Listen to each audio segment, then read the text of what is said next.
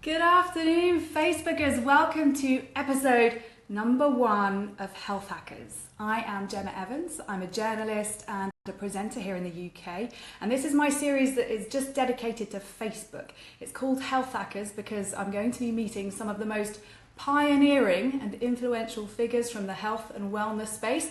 And I'm going to be putting your questions and my questions to them so we can all learn together to be healthier and happier. And I'm sitting next to my first guest, Dr. Aseem Malhotra. Thank you for having us here. We're in his Harley Street clinic. Now, over the next sort of 20 minutes or so, we're going to be taking your questions for Aseem. So put them in the comment section below. If you see me looking down at my laptop here, I'm not being rude. It's because I'm looking at your questions and I'm looking at what you're saying and who's joined our conversation. And I can put all your questions and comments to Aseem as we go. So why don't we get going by, Aseem, perhaps you can give us a bit of an overview of who you are and where people might have seen you before already. So I am a cardiologist by background. So I was qualified as a doctor in 2001, which means I've been qualified for over 16 years. And I've been specialising in cardiology for around 7 or 8 years of that.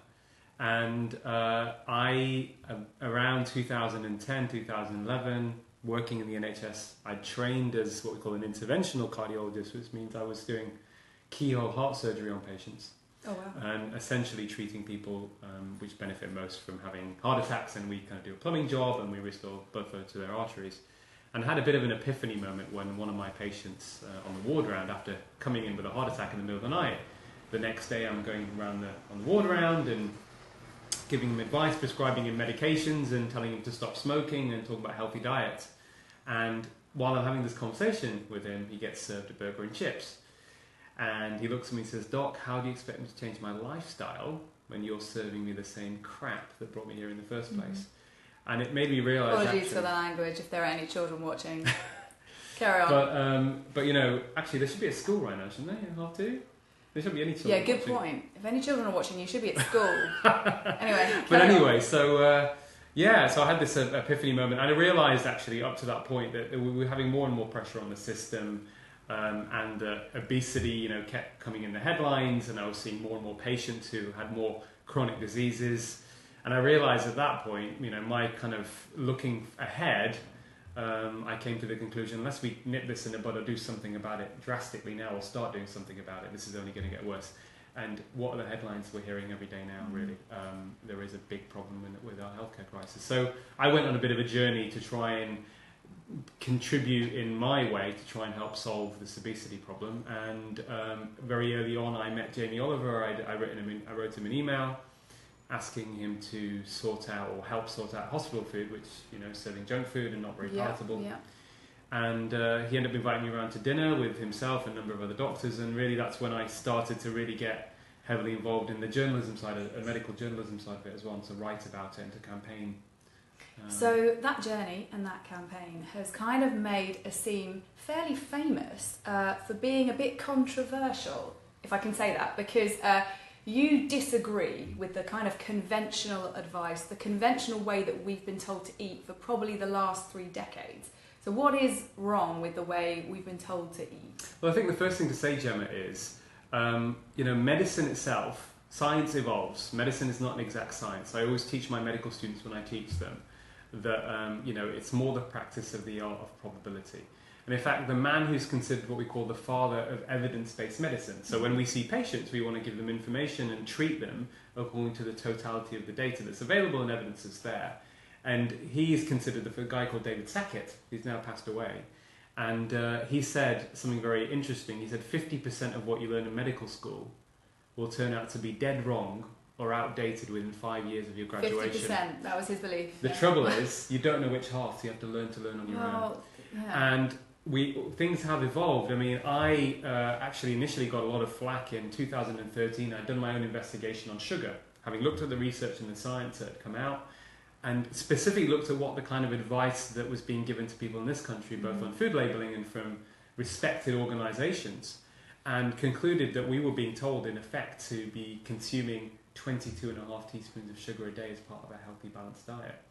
And I tried to go into the root causes behind this and basically discovered lots of commercial conflicts of interest at very high levels within the medical hierarchy, nutrition hierarchy, and I thought it needed to be exposed. So at that time, and I remember 2013, I went on BBC Breakfast and Sky, and there were people coming out saying, what's this guy talking about? Sugar is a problem, or sugar is toxic, or it's not linked to obesity. And where we are now, we're now having a sugary drinks tax coming in 2000 and next year, April 2018. On the NHS website, and it's not just the NHS, there are others who advocate having a diet where the base of our meals is on starchy foods like potatoes, bread, rice or pasta. So where do you stand on that? Yeah, sadly that is outdated, flawed, and I would say wrong and harmful advice. That's my view. I've said this many times, I've written about it. And the reason for that is that when you look at the big problems of chronic disease that are affecting the Western world and the UK, type 2 diabetes is probably the biggest problem. You know, as a disease on its own, it's the single biggest contributor to costs on the NHS. And type 2 diabetes is a condition of an intolerance for individuals to be able to process, metabolize carbohydrates. In particular, processed or refined carbs. So these are carbohydrates that lack fiber, which is exactly the kind of things that are being promoted on the NHS website. Okay. And we know that consumption of these sorts of carbohydrates has increased in the last few decades. And surprise, surprise, we've got an increase in type 2 diabetes and obesity. So this is your view. The NHS isn't here to defend itself, obviously. But is your view that information is out of date because it's so high in sugar, because processed foods are? Is that I mean, what you mean? ultimately, a lot of these foods get converted very rapidly and absorbed into the bloodstream as glucose, and they, this is the problem, especially for type 2s. Mm. So we know that people who cut the refined carbs from their diet have type 2 diabetes. Many of them go into remission. You know, some people call it reversal, but remission. Their blood glucose levels normalize off medications. Many of the others who are on medications are at the very least able to reduce the dosage of their drugs. And Gemma, that's also important because of two other reasons. One, the drugs for type 2 diabetes, for values that are important to patients, are not very effective. What I mean by that is that they overall don't improve lifespan, and in most cases do not prevent cardiovascular death or stroke. So they make Have you found that in studies? Oh, it's very clear. Okay. Oh, that's irrefutable. Okay. That's very clear. That's when you look at the totality of the evidence. So that's one aspect. So patients are not told this, which I think, the ethical considerations there. We need to be more honest and open with patients about the limitations of these drugs. They do have some minor benefit in preventing what we call microvascular complications. So that is preventing eye disease, kidney disease, even nerve disease, but to a small extent. In addition to that, there are harms.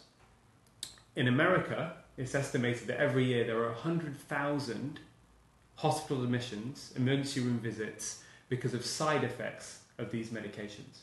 So really the whole system is in a bit of a mess when it comes to management of type 2 diabetes. The first line treatment should be a low refined carbohydrate diet, and of course medications do have a role, but their benefits are very marginal, and we need to be honest and open and transparent with patients about that. Okay, this is your view. Well, not about even view, Gemma, this is what the science says. Okay, let's talk about how many teaspoons of sugar should we be having a day, and what does that look like? Because it's hidden in food. It's not like we get spoons and just eat it. So when we talk about sugar, I think we need to be quite clear that we're talking about added sugar. So this is stuff that's added to foods, which is prevalent in more than 70% of what you purchase in the supermarket. Okay, so the food industry have added it to food to make it more palatable. It helps with shelf life, and the science is telling us certainly there is evidence to suggest it is also something that doesn't make you feel full. So it's going to be, in effect, an appetite stimulant. So if you're having food with added sugar, you're more likely to consume more as well. So what about it? Is it a nutrient? Is it something we require? No, absolutely not. There's no biological requirement whatsoever from added sugar in the diet. So if you're talking about from a health perspective, first of all, it's not required. So at the very least, it's a source of unnecessary calories. And therefore, the optimal, I've written about this, I published on this on a website in America, which is a huge website for doctors around the world, one of the biggest, called Medscape. And I made it clear that for health purposes, the optimal amount of added sugar consumption is zero. Zero. Now, the World Health Organization has now made a maximum limit, recommended limit. They've suggested it should be no more than 5% of your calories. So for the average adult male and female, that's around 6 teaspoons of added sugar a day. But to put that in perspective, one regular sugary drink, without naming any particular brand, so say a can of cola or a chocolate bar, has almost 9 teaspoons of added sugar, which basically is 1.5 times the maximum limit that's recommended per day. And many people are consuming much more than that, Gemma. So the average UK citizen is consuming at least 2 to 3 times what is now recommended a limit for health. That's how bad the situation is. I can imagine. Facebookers, if you're just joining us live now, hello, welcome to Health Hackers episode 1. I keep looking down at my laptop because I'm looking at all your questions, so thank you for those. We're going to come on to them shortly. I just want to hear a bit more from Aseem about some official myth busting, because we've talked about sugar, but there's also fat, which becomes quite a controversial area. Is it true or false that saturated fat clogs arteries and leads to a heart attack? So several months ago, myself and 2 very eminent cardiologists, much more eminent than I am, Professor Rita Redberg, who is the editor of medical journal JAMA Internal Medicine in America, she's a professor of cardiology in San Francisco, Pascal Meyer, who is editor of BMJ Open Heart, both practicing doctors as well, they see patients. We wrote an editorial in the British Journal of Sports Medicine actually called Saturated Fat Does Not Clog the Arteries. And coronary artery disease or heart disease is a chronic inflammatory condition which can be prevented and treated essentially through healthy lifestyle interventions. So the evidence is very clear that from saturated fat in the diet does not actually lead to clogging of the heart arteries. And it's an overall dietary pattern, but both for people who are healthy and for people who even have heart disease who reduce saturated fat, there's absolutely no impact on heart attacks or death or stroke. So I think this has been a misguided focus, and so the answer to your question is a very plain and simple no. Now when you talk about fats, Tell us what the good fats are that people should be eating. Well, okay, so the first thing I should say, when we talk about fat, and I don't want to oversimplify things, but actually sometimes certain simplistic messages can be quite powerful in the way they convey information. And what I've said is, providing you cut out the refined carbs and processed food, eating fat is about as likely to make you fat as eating green vegetables is to turn you green.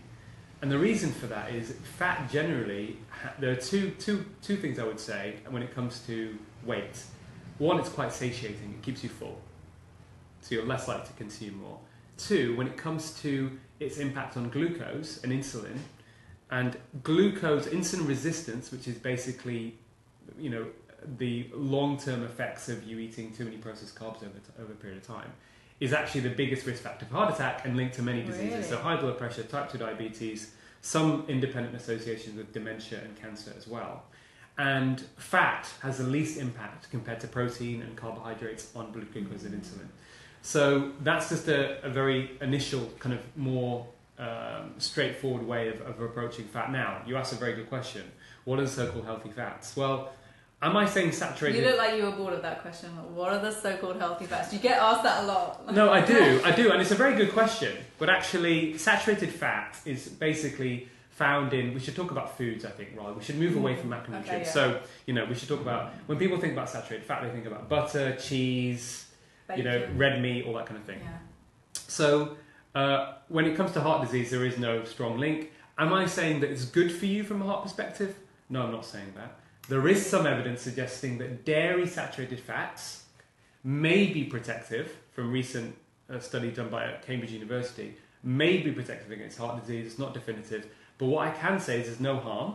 And the other thing I can say is when you're eating these foods that are nutritious, you're getting good nutrition as well. Yeah. So from a heart disease perspective, they're not harmful. There may be some benefit from dairy.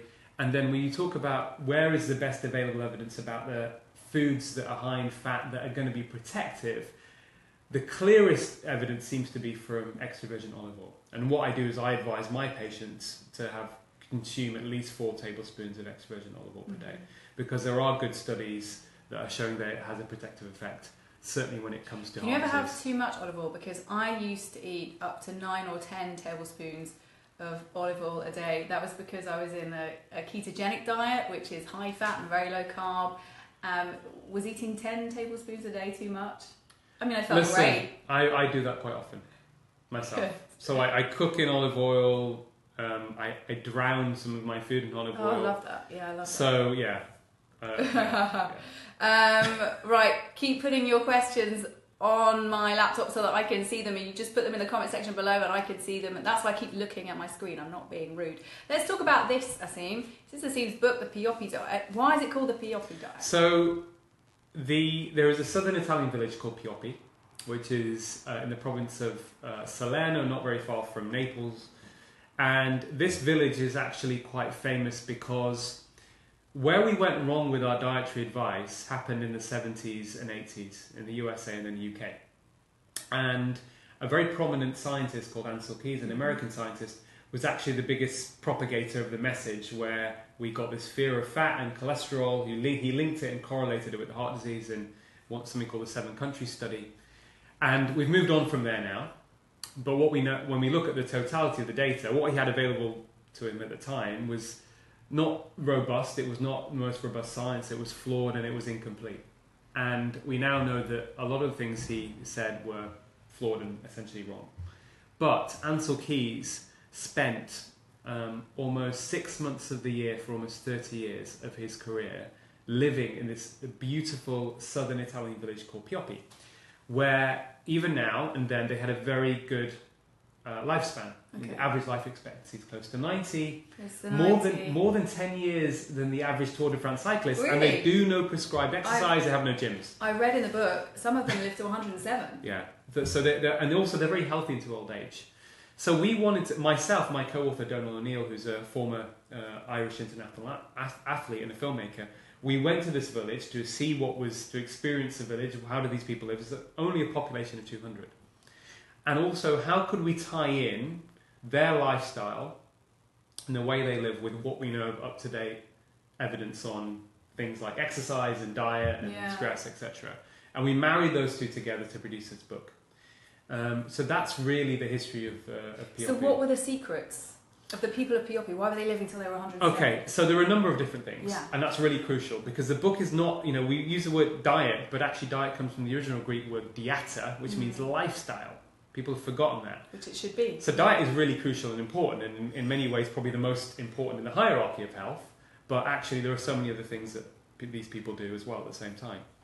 So when it comes to diet, I say low sugar, very low in refined carbohydrates, and we need to talk about pasta and bread as well, because we'll come back to that. Because and we've got so many questions. I am going to put your questions to Aseem. Stay with us. Yes. So one that's low in refined carbs and sugar, one that has, at the base of the diet, you talked about what the NHS are recommending at the base, it should be lots of vegetables, preferably non-starchy. This is the Pioppi diet. Oily fish. The base should be oily vegetables. fish, extra virgin olive oil, nuts, handful of nuts every day.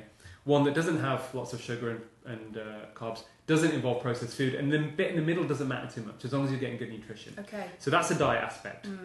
Then you've got exercise. Now, many people exercise for the purposes of weight loss, but there's a problem there because for two reasons. When it comes to weight loss, almost all of it is down to what you're eating. That doesn't mean exercise is beneficial. The second aspect is... that is quite something, because a lot of people believe that going to the gym and doing an hour of cardio every day will help them lose weight, and they can eat donuts later. Yeah, that's wrong. That's absolutely wrong, and it's harmful, actually. I wrote an editorial in the British Journal of Sports Medicine with two sports scientists, very famous sports scientists, in 2015, and it was actually called "It's Time to Bust the Myth of Physical Inactivity and Obesity. You cannot run a bad diet." It's diet that helps you lose weight. Absolutely, and anyone can look at the article and have a look at it. Maybe. Absolutely. Okay. Now, that doesn't mean we're saying exercise is good for you, but what we want to do is shift the mindset and the same thing applies to diet as well, is that we're all vulnerable to diet-related disease. There's no such thing as a healthy weight. Now, you can have a very unhealthy weight, and people at obesity at extreme levels or very overweight have an increased risk. But there is also very increased risk for people who have a normal body mass index, have other certain markers that you can identify. Yeah. So there's no such thing as a healthy weight. We're all vulnerable, but the same solutions that tackle everybody tackle the obesity problem as well, which is the right kind of diet and what we say should be mindful movement. So my co-author, Donal O'Neill, has this great sort of catchphrase, if you like. Exercise is overrated, movement is underrated. What does that mean? Well, it basically means that, just keep moving. You don't have to be doing intense exercise. I mean, of course, there is some evidence for some, but for most people, certainly Pioppi, and if you look at blue zones around the world, These people really were just moving all the time. They were walking everywhere. So we do advise that do about 150 minutes of a week of walking, brisk walking. So in the half an hour. Yeah, in the editorial we say actually 22. We narrow it down to 22 minutes a day. There you go, 22 minutes a day moving. And don't sit for prolonged periods of time. Veggies, don't sit for more than 45 minutes. Talking We're okay. Talking of We're which, okay. We've been alright so far. It's been 22 minutes, right? Yes, every 45 minutes, get up. Even if it's for a couple of minutes walking around, having a stretch, do that. Do not sit or stay in one position for more than 45 minutes. So that's on the movement side. Okay. And then the other thing that we often forget, and we feel this, I mean, so stress, okay? Chronic stress is a big risk factor for chronic disease and premature death.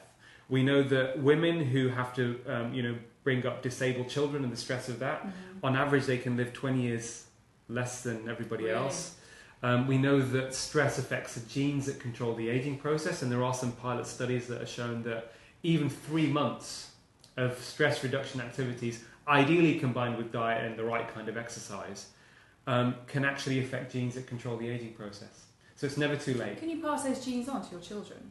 No, these are no. So these are genes that are kind of, we call it epigenetics. Yeah. So that's something we've neglected. One good marker for that is sleep.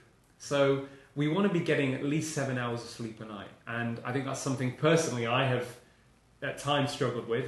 We're doing so many things these days, and we're on social media late at night, etc. And getting a good sleep is really important for your health.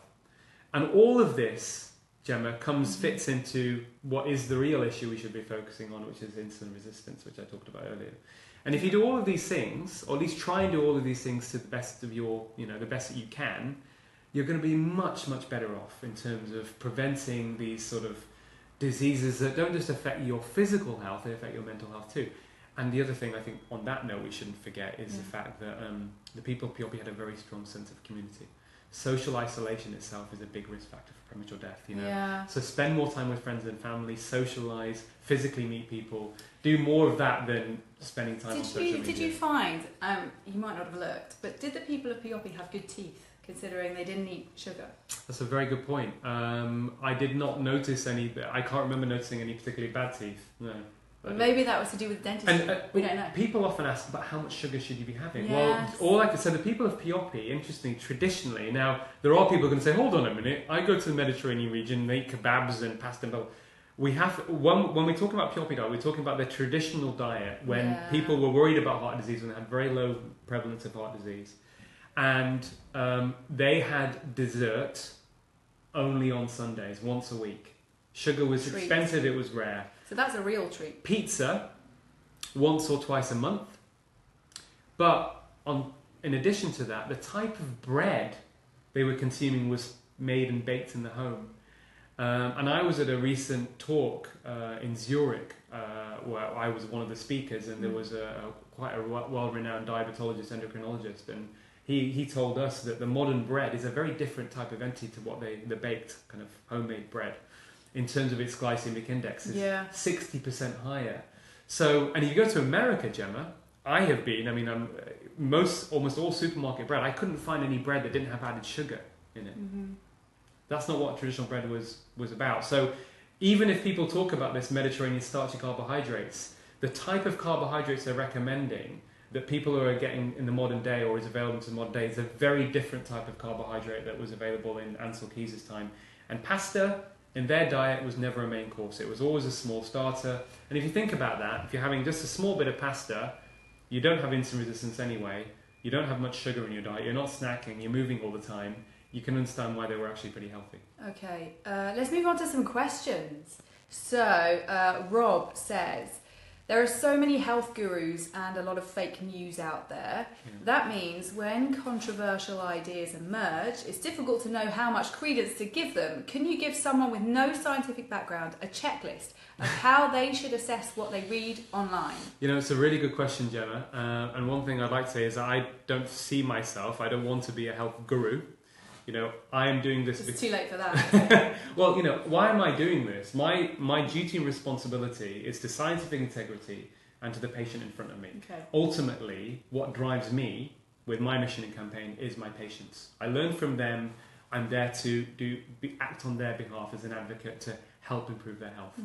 And I think the big figure thing, before I give you a checklist of what I use, Yeah. I spoke to the former editor of the New England Journal of Medicine a few weeks ago. The New England Journal of Medicine is considered the #1 impact factor medical journal in the world.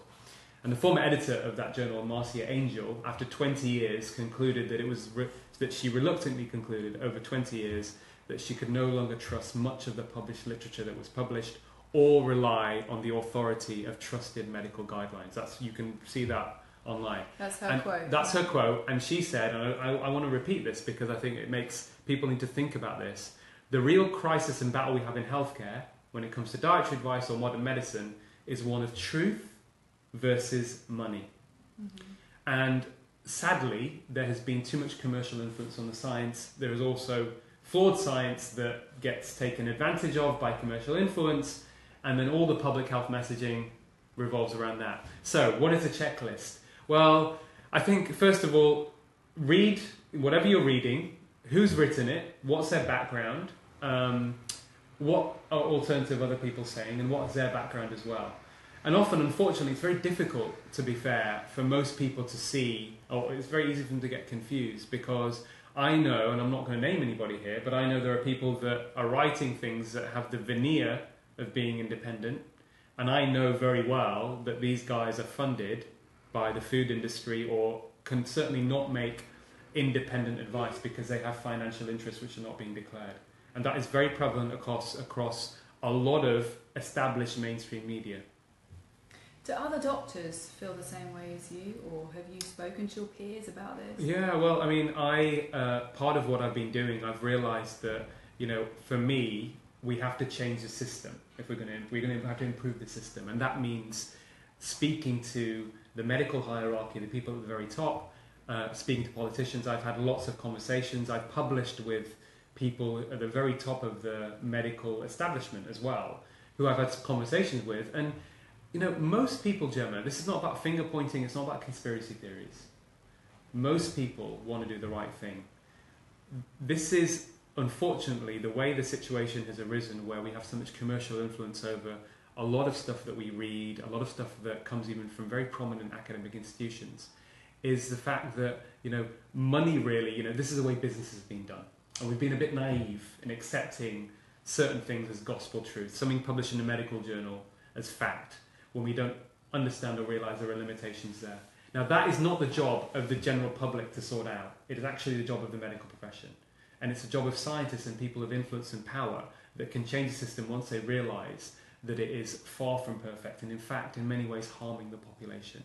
So I have realised that, and I have done my bit, and I meet people and speak to people all the time. I go to Parliament, I speak to politicians, because I know that most people, when they're given the information, I believe in democracy, they want to do the right thing, but they need to know what's going on first. So your checklist to Rob, like you said, just to reiterate, is see the source of the study or the article, and check for any conflicts of interest, who sponsored the study, and who published it. Absolutely. Question from Rosie. Would you ask Aseem where he stands on the wheat debate? Are all grains bad for us, even ones our ancestors thrived on, like rye, and is making our own bread good for us? Yeah, so I think it's all a question of dose, and I hate using this word everything in moderation. I wouldn't use that, because for people with type 2 diabetes, consuming sugar in moderation is moderately poisoning them, okay?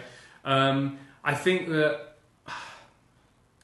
I personally do not eat any refined carbohydrates, okay? Or if I do, I see it as a treat. I don't either. So, and again, a lot of what the modern grain is very different to what people were consuming many, many years ago. So I think if you're going to have bread, if you can bake your own bread, I mean, brilliant. That's fantastic. It's definitely going to be better. But it would also be having that in very small quantities. If Rosie bakes her own bread, should she use a specific type of flour? I don't think I don't think it makes much difference. I know that the problem is even the wholemeal. If you look at there's a very good table in the Pioppi Diet book, and in fact, it was taken from a reference from an article published by Dr. David Unwin, who's a GP up north, who's done a lot of work with his patients, and he's got people off medications for type 2. And Professor David Haslam, who's a very good friend of mine and the former chair of the National Obesity Forum. And there's a good table that shows even having wholemeal bread can actually significantly spike your blood glucose levels. Jane says, great first guest. I know there's a difference between cholesterol and oxidized cholesterol, the latter being one of the culprits, but how do you test for that? Yeah, you can't, it's not that easy and straightforward. You can't get it tested easily in the NHS. What I would say, actually, I wouldn't even worry about testing for so-called oxidized cholesterol. There are other markers that indirectly tell you whether you're oxidizing your cholesterol, and really it comes down to the insulin resistance issue. So triglycerides and HDL are actually much more predictive for the overwhelming majority of people about risk of heart disease. So oxidized cholesterol is one of those biomarkers that we want to keep down? Yes, it basically means that your LDL cholesterol is more likely or more inflammatory, more likely to contribute to heart disease. But actually, Gemma, to be honest, I would say that we need to shift our focus away from even being obsessed with cholesterol and lowering cholesterol.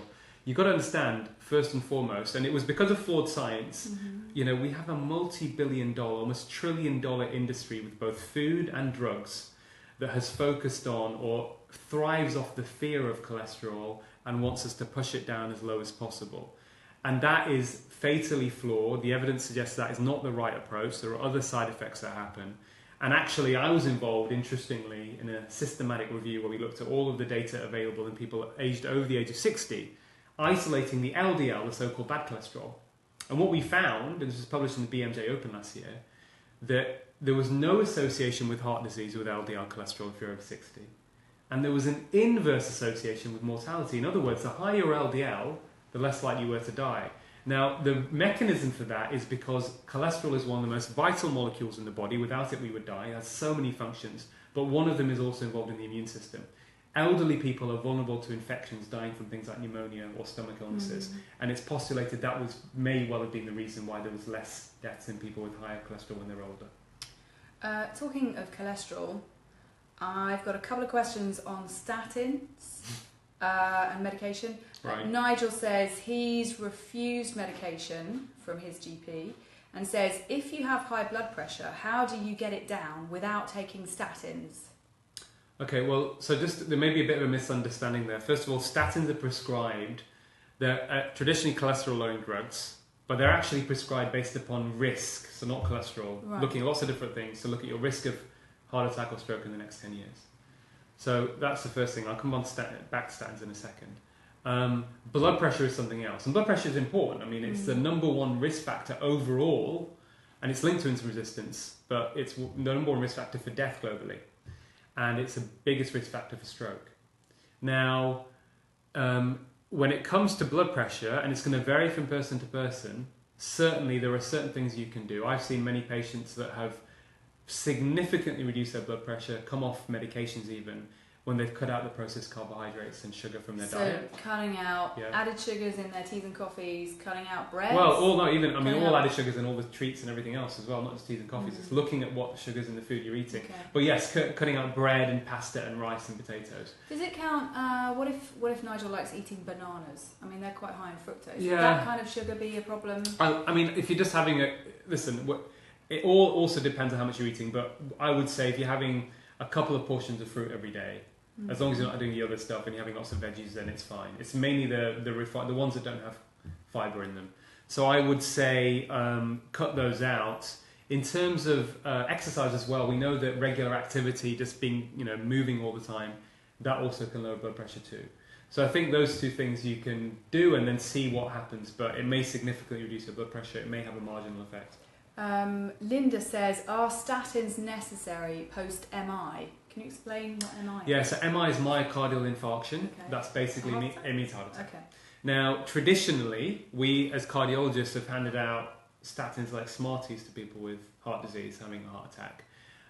Because if there is a group that benefits most from statins based upon the published literature, and I say that with inverted commas, published literature, because almost all of this information that we rely upon to make clinical decisions on statins is sponsored by the drug companies. So we have to take it with a pinch of salt because they're there to make a profit and sell their drug. Okay, but if you take that at face value, and accept it as gospel truth, which I say we take with a pinch of salt. If you've had a heart attack, taking a statin every day for 5 years, there's a 1 in 83 chance it will save your life, and about a 1 in 39 chance it will prevent a recurrent heart attack. So that benefit, for a lot of people, they would see as quite significant. Doctors would see that as quite significant. For an individual, I think it's important for them to know what their actual benefit is. But certainly if someone's had a heart attack, my default option is to put them on a statin. Okay. But if they decided, Right. once they knew the information and thought, well, I don't really fancy those statistics, or I'm not very keen on a statin, I would respect their decision. Okay. Well, the drug companies aren't here to defend themselves, but let's talk about you and your patients. You wouldn't prescribe a statin No. So for unless people, they said, "I no. want." So what it is about we talk about something called shared decision making, which is a way we need to move forward in medicine. Yeah. So this is not a kind of you must take this pill or don't take this pill. It's having a conversation with the patient saying, listen, what does the evidence tell us about the benefits? What are the potential harms? And then I want you to make the decision. And if the patient says, Doc, I'm not sure, you decide, that's fine, we can give our advice. But most patients actually take it on board and then make a decision themselves. So that's the way we should do it. I don't think it's a clear black and white about, So would I prescribe statin? Of course. If somebody wants to have a statin and I see a patient, I've had an informed discussion with them, and they want to have a statin, I'm more than happy to prescribe it. But you would tell them of what you know Absolutely. or what you believe is out there. Not I believe, it's just what's published. What literature you have. Yeah. I don't know if this is in your kind of remit, Aseem, but another question is, if you have naturally high uric acid levels in your blood, how do you avoid gout without resorting to doctor's prescriptions again? Would that be one? Yeah, I mean, it's slightly going off a little bit, to be honest. Okay. I mean, I think uric acid, is related to gout, but I mean, I would speak to your GP because it depends on whether you've got symptoms of gout, and then that also depends on what treatment you should have. We know uric acid is linked to added sugar, though, so there is some good data showing that excess sugar consumption can increase uric acid. So keep sugar down Yeah. again. Gary says, what's the best way to keep cholesterol down in terms of fitness and diet? You don't want to keep it down, though. Why keep it down? So, okay, good question. Did you hear that, Gary? You don't want to keep it down. You want to actually do everything you can to improve your health. So, okay, I'm going to quote Professor Rita Redberg here, editor of JAMA Internal Medicine, very eminent, prestigious cardiologist based in California, and she says, cholesterol is just a lab number. Who cares about lowering cholesterol unless it benefits the patient? I wrote about this in The Guardian, so you can look it up. What she means by this is the focus on lowering cholesterol by any means is misguided.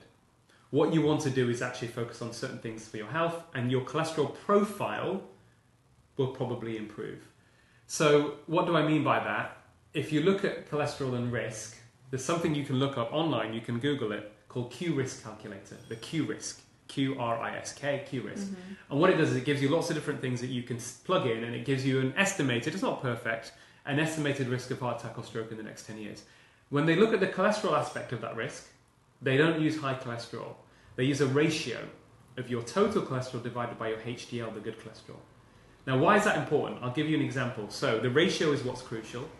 I can have a patient come to me whose total cholesterol is 7. Now, most people hearing that think, my God, that's really high. But the HDL is 2. 7 divided by 2, the ratio is 3.5.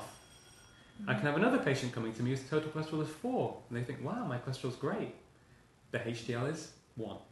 Their total ratio is 4. So the person with a cholesterol of 7 actually has a lower risk based upon their cholesterol profile. We want the ratio to be low. Exactly. But I wouldn't be overly obsessed with that either necessarily for doing everything else. The reason I tell you this is one of the strongest bits of evidence to try and prove cause and effect of any interventional treatment is something called a randomized controlled trial.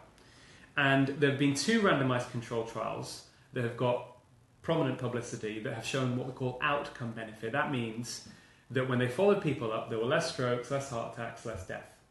One was called the PREDIMED study, which was a government-sponsored Spanish study where people who had extra virgin olive oil and nuts versus people who were advised to follow a low-fat Mediterranean diet had less strokes. And then there was a Lyon Heart study, which was a study in France, in Lyon, where they basically compared people had a Mediterranean diet versus an American Heart Association low-fat diet, and the people on the Mediterranean diet had much less death. The point I'm making is, when they looked at both groups in both studies, no difference in cholesterol between the 2 groups, which tells us that the effects on health of diet, with the data we have available, is completely independent of cholesterol. And we know that cholesterol as a risk factor has been grossly exaggerated. I would say, and this is my analysis of the data that's available, and I've been given talks on this, for the overwhelming majority of people, high cholesterol that people understand as being high cholesterol is not a risk factor for heart disease. Wow, that's something. We've got so many questions here, and we've already gone on to like 41 minutes. Okay, Wow. You were talking earlier about how diet is more important than exercise and weight loss. Linda says some of my heaviest friends run 5k a day, so they're doing lots of exercise, but they're not. Yeah, well, why are they still as heavy? they like to be. They need to think about the food. Some general heart-related questions now. Okay. Khalid says, years ago he used to be a clubber and a dancer, and he suddenly developed an abnormal heartbeat rhythm. Eventually it went away, but what caused it? Wow, that's a difficult one. Yeah, it's difficult for me to... So he could be talking about, and his GP will know this, something called ectopic beats. And we all get these. They're quite a normal phenomenon for a lot of people. And for some, and I see patients all the time, that for certain periods in your life, I've had it as well, you notice your heart skipping a beat. And often it happens at rest or when you're watching TV or lying in bed, and it can make people quite worried. Often if they're already worried for some other reason, they're aware of it.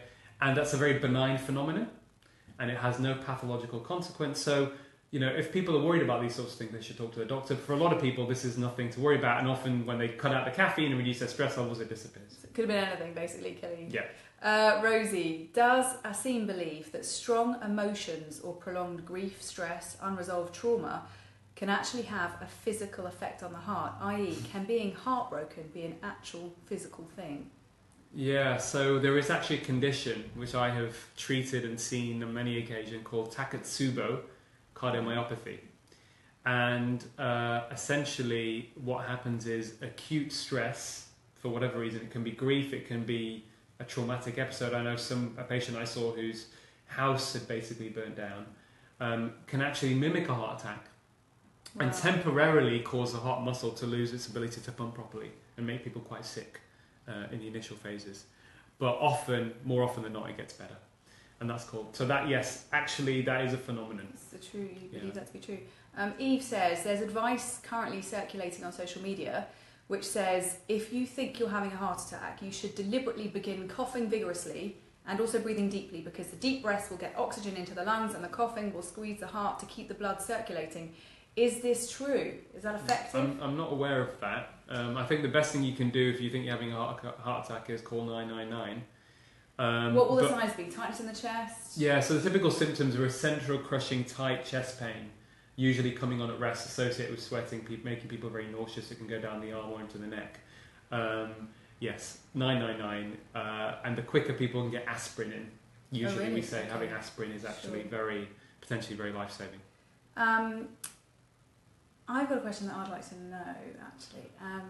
I know of you and knew of you because you are someone who sticks your neck out for what you believe in. How tough has that been? It's a good question. I think that it has been challenging at times, but actually, this is a revolution, really. And there are a lot of people who are in very powerful positions or have gained their power through really based upon promotion of flawed science or got money from it. It's difficult to change the system. So when you're trying to change the system, then there will be detractors. But I think one of the things I've noticed and learned is that actually, truth ultimately is the ultimate power to overcome this. And most people, when you give them the information, see, on my journey, I have made many allies and friends, so many more friends than so-called enemies. But yes, it has been challenging. Absolutely. You'll have to wait for my second book. There's another book. It'll probably all be exposed in my second book. Okay, we'll look forward to that. Good luck to you on your crusade to find the truth, uncover the truth. We've had lots more questions on weight loss, but I'd say if we were going to recap on how to lose weight, live to 100 and avoid a heart attack, it would be... Focus on health, not weight loss. Weight loss will be a side effect because diets generally that cut calories don't work either for your health and people regain the weight. That's why we try to get through something sustainable through Pioppi Diet, which focuses on health and first and foremost. So irrespective, your health is going to improve even if you don't lose weight, but you probably will. What was the second thing? No, it's avoiding a heart attack, living to 100 and losing weight. It's probably all the same. Yeah, answer, absolutely. 80% of heart disease is lifestyle. So So when we have our plates at dinner time, we want lots of veg, a bit of protein, some healthy fats. Yeah, which is olive oil ideally, butter's fine as well. Okay. Don't snack. Don't snack. Yeah, don't snack. So that's the whole point. Eat till you're full, but don't snack. Okay. That's the key thing. So you want to eat 2 to 3 meals a day. But if you are going to snack on something healthy, like a bit of nuts or a bit of cheese or whatever. I snack on lots of olives. Fine. I think sometimes I overeat vegetables. If you're going to snack, eat something healthy. And the other thing is, think about stress and social relationships, good sleep. We didn't talk about this on this occasion. It's something that's a bit taboo in British culture, but there are actually a lot of data about the benefits obviously in the right circumstances. Not encouraging people to be promiscuous, but regular sex is actually very beneficial for heart. But it's really a marker of good, strong social relationships ultimately, and I think you have to think a little bit more about that. Okay. Aseem, it's been wonderful to speak to you and come here to your clinic in Harley Street. I hope we haven't interrupted your schedule of seeing lots of patients today. I'm going to lean forward, Facebookers, because I need to stop the live feed, but thank you so much for joining us, and join me again for another episode of Health Hackers in a couple of weeks. Bye.